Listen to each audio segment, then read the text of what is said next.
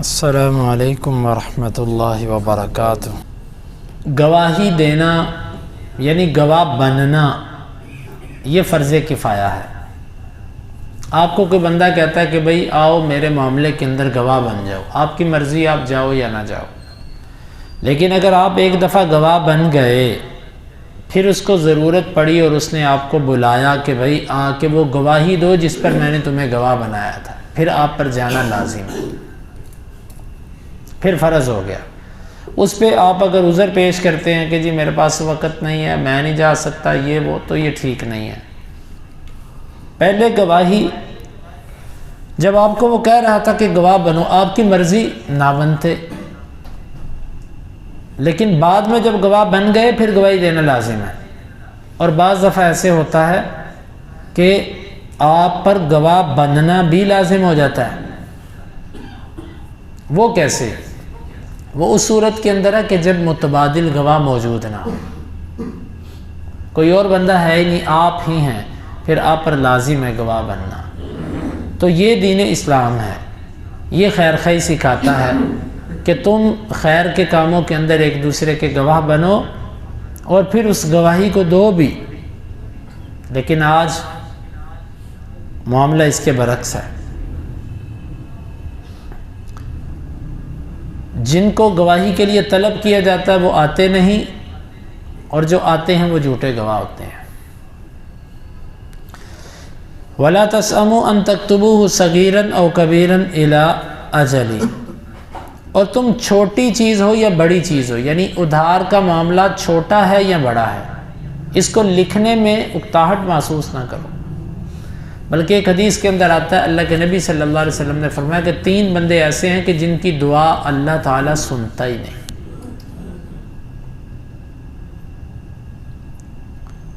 ان میں سے ایک شخص وہ ہے کہ جو کسی کو قرض دیتا ہے اور پھر قرض دے کر اس پر گواہ نہیں بناتا،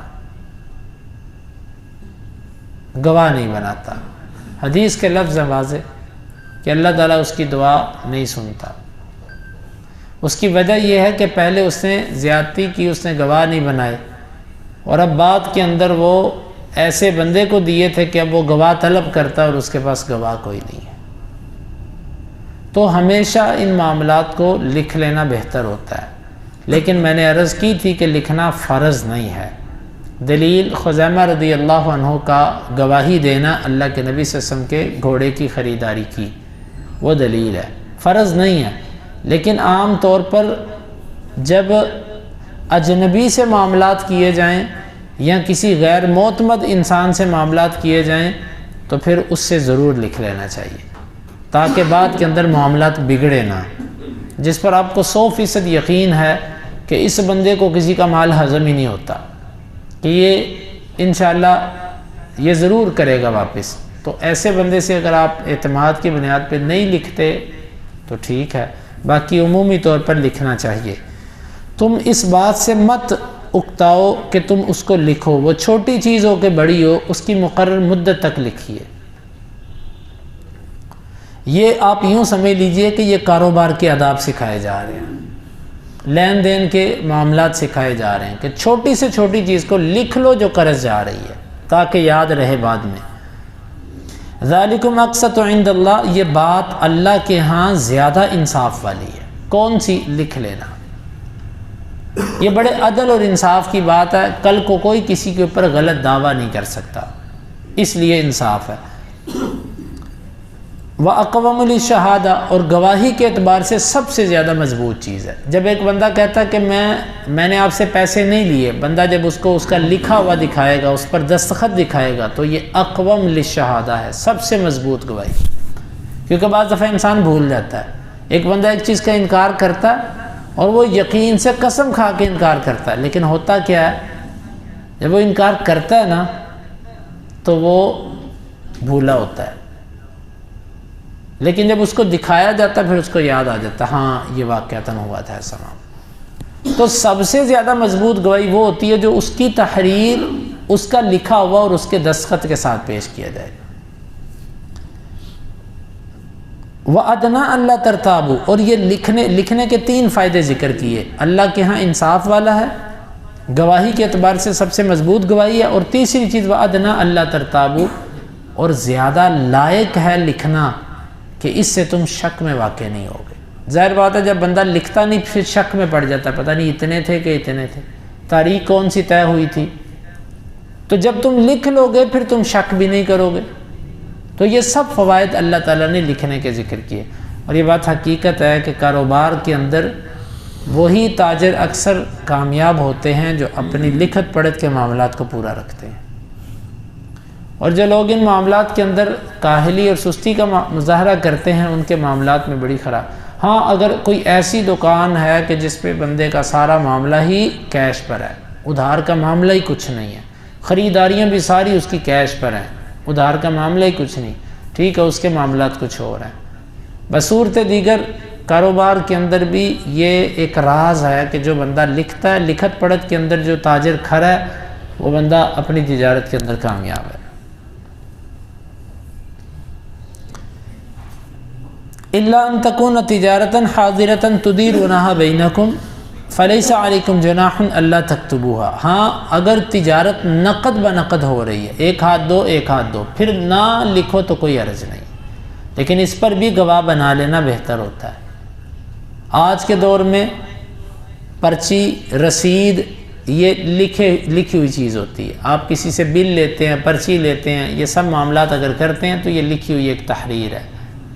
تو اللہ رب العالمین نے فرمایا کہ اگر نقد بنقد ہے پھر تم پر لکھنا لازم نہیں ہے، کوئی حرج نہیں ہے، نہ لکھو۔ وَأَشْهِدُوا إِذَا تَبَايَعْتُمْ، اور جب تم بیع کرو، خرید و فروخت کرو تو گواہ بنا لو، کیونکہ عام طور پر لوگوں کے ذہن میں یہ بات تھی کہ یہ چیز فلاں کی ہے، لیکن جب وہ چیز کسی اور کے پاس دیکھیں گے اور کسی کو پتہ نہیں ہے کس نے اس سے خریدی ہے تو آپ پرے پنچایت کے اندر، مجلس کے اندر یہ ثابت نہیں کر سکتے کہ آپ نے اس سے خریدی ہے۔ لیکن آج کل جو معاملات ہیں وہ بدل چکے ہیں، لیکن پھر بھی جب بھی کسی سے کوئی چیز ایسی خرید، چھوٹی موٹی دال چینی آٹا، اس کا تو اتنا مسئلہ نہیں ہوتا، معاملات تو ہوتے ہیں اہم چیزوں کے، گھر ہے، گاڑی ہے، اس طرح کی چیزیں، اس کے اوپر رجسٹری اور کاغذات اور رسید اور یہ ساری چیزیں لازمی طور پر بندے کو لینی چاہیے تاکہ وہ ایک ثبوت کے طور پر رہے کہ یہ چیز میں نے اس سے خریدی تھی۔ وَلَا يُضَارَّ كَاتِبٌ وَلَا شَهِيدٌ، کاتب کو اور گواہ کو ضرر نہ پہنچایا جائے۔ اس کے ضرر کی کئی صورتیں ہیں، مثال کے طور پہ پہلی صورت یہ ہے، آپ لکھنے والے کو، وہ اپنے کسی کام میں مصروف ہے، آپ اس کو کہتے ہو بھئی لکھو، وہ کہتا بھئی ابھی میرے پاس ٹائم نہیں ہے، میں مجبور ہوں۔ آپ اس کو کہتے ہو اللہ نے قرآن میں کہا کہ کاتب انکار نہ کرے، لکھو ابھی لکھ کے دو میں، یہ آپ اس کو ضرر پہنچا رہے ہیں کہ وہ اپنے کسی ضروری کام کے اندر ہے، اس کو پہلے اپنا کام کر لینے دو، پھر وہ آپ کا بھی کر دے گا۔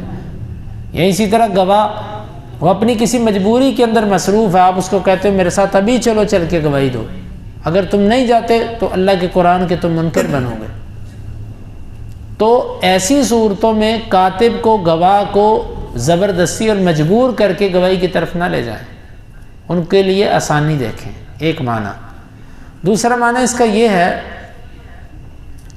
کہ کاتب کو یوں کہا جائے کہ اگر تو نے میرے مطلب کی بات نہ لکھی نا تو تیری خیر نہیں ہے، اور گواہ کو کہہ دیا جائے کہ اگر تو نے میرے حق کی گواہی نہ دی تو تیری خیر نہیں ہے۔ یعنی اللہ نے فرمایا کہ تم ایسی دھمکیاں مت دو، ایسے ضرر مت پہنچاؤ کسی کو۔ اور اس کی تیسری صورت وہ یہ بن جاتی ہے کہ آپ جو ہے وہ کاتب سے لکھواہی غلط لیتے ہو، اور اسی طرح گواہ سے گواہی بنواہی غلط لیتے ہو، یہ اس کو آخرت کا ضرر ہے، اس کا دنیا کا بھی ضرر ہے ہی ہے لیکن آخرت کا بھی ضرر ہے۔ یعنی کہ ہمیں یہ حکم دیا گیا کہ کسی بھی طرح گواہ کو تم نے نقصان نہیں پہنچانا، اس کو تکلیف نہیں دینی، اس کو ڈرانا دھمکانا نہیں ہے، لیکن ہمارے ادھر سب کچھ چلتا ہے، گواہی مار دیے جاتے ہیں۔ اگر کوئی معاہدہ لکھ رہا ہے تو اس کو بھی جو ہے نا وہ کسی نے اگر پتہ چل جائے تو اس کا بھی صفایا کر دیا جاتا ہے۔ یہ اللہ تعالیٰ کے ہاں بہت بڑے گناہ ہیں، دنیا تو ان کو ہلکا سمجھتی ہے لیکن رب کے ہاں یہ بہت بڑے ہیں۔ وَإِن تَفْعَلُوا فَإِنَّهُ فُسُوقٌ بِكُمْ، اور اگر یہ کام تم کرو گے تو یہ تمہاری طرف سے نافرمانی ہے، یعنی یہ نہ لکھنے والا اور گواہوں کو تنگ کرنے، یہ پیچھے والی ساری چیزیں یہ نافرمانی شمار ہوں گی۔ وَاتَّقُوا اللَّهَ، اس لیے تم اللہ سے ڈر جاؤ۔ یہ تجارت کے معاملات ہیں، یہاں پر بھی تقویٰ کا ذکر، لین دین کے معاملات ہیں، یہاں پر بھی تقویٰ کا ذکر۔ اللہ سے ڈرو، یعلمکم اللہ، وہ تمہیں تعلیم دیتا ہے، تمہیں یہ سب احکام سکھاتا ہے کہ تم نے کیسے لین دین کرنا ہے۔ یہاں سے اہل علم نے استدلال کیا کہ اللہ تعالیٰ نے علم کو تقوی کے ساتھ ملا کر ذکر کیا۔ علم اور تقوی کا گہرا تعلق ہے۔ علم تب آتا ہے جب تقوی ہو، اگر تقوی اللہ کا ڈر نہیں تو صحیح علم آپ کے پاس نہیں آ سکتا۔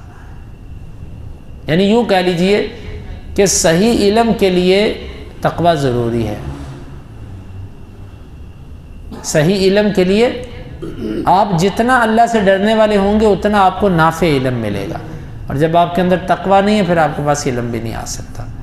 واللہ بکل شیء علیم، اور اللہ تعالیٰ ہر چیز کو جاننے والا۔ تم لکھتے ہو کہ نہیں، آخر پہ یہ بات اس لیے کہہ دی کہ کسی بھی طرح اگر تم خیانت کرتے ہو، چلاکی کرتے ہو، تو اللہ اس کو جانتا ہی ہے۔ اللہ رب العالمین سے دعا ہے اللہ تعالیٰ اس آیت مبارکہ کو سمجھنے کی اور اس کے تقاضوں کو پورا کرنے کی توفیق عطا فرمائے۔